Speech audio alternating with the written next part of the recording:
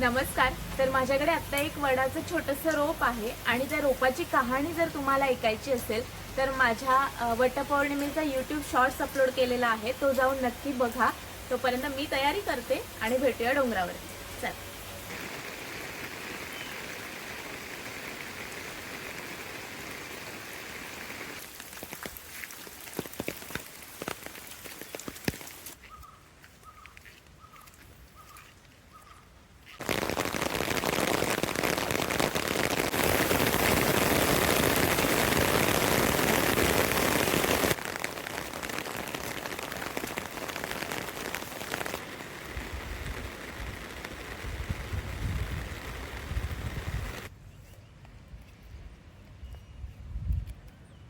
तर माझे तुम्ही डेली व्लॉग्स बघत असाल तर तुम्हाला कळेल की हा डोंगर कुठचा आहे आणि हे वडाचं झाड आपण याच डोंगरावर लावणार आहोत.